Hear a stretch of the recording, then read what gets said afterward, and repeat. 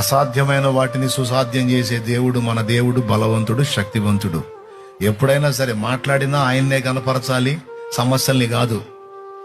సమస్యలు ఉంటాయి, ఉండవని నేను చెప్పట్లా, ఉంటాయి. ఇబ్బందులు, అప్పులు, సమస్యలు, ప్రాబ్లమ్స్, కలతలు, కష్టాలు ఉంటాయి. కానీ నువ్వేం మాట్లాడాలి తెలుసా? అందులో ఉండి కూడా వీటన్నిటికంటే గొప్పవాడు నా దేవుడు, వీటన్నిటినీ శాసించగలవాడు నా దేవుడు. ఆయన అనుమతి లేకుండా నాకు ఇవి రాలా, ఇవి వచ్చినాయి అంటే ఆయన అనుమతించాడు.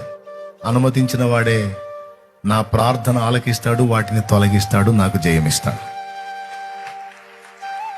కొంతమంది సమస్యలతో నువ్వు బాధపడుతుంటే, సమస్యలతో నువ్వు ఉంటావు కదా, నువ్వు దేవుణ్ణి బట్టి ధైర్యం తెచ్చుకున్నట్టే పక్కన వాళ్ళు వచ్చి ఆడవటం ఎక్కువ చేస్తారు.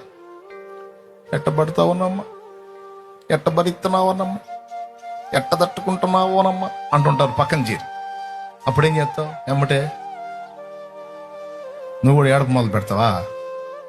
అప్పుడు నువ్వు అనాల్సింది తెలుసా? ఎట్ట పడుతున్నావు అన్నమ్మా, నువ్వు ఎట్ట ఫీల్ అవుతున్నావు, నేను బాగానే ఉన్నానమ్మా, ఎందుకంటే నాకు తోడై ఉన్నోడు నమ్మదగిన వాడమ్మా. ఇన్ని కాదమ్మా, ఇంకా ఇన్ని అయినా సరే వాటి నుంచి బయటికి తేగలడమ్మా, చచ్చిన వాళ్ళని కూడా తిరిగి లేపగలడమ్మా, మళ్ళీ నాకు చూపగలడమ్మా. నాకు డౌట్ లేదమ్మా, నువ్వు ఫీల్ కావాకమ్మా, ముందు నువ్వు మారమ్మా, నువ్వు బాగుపడమ్మా.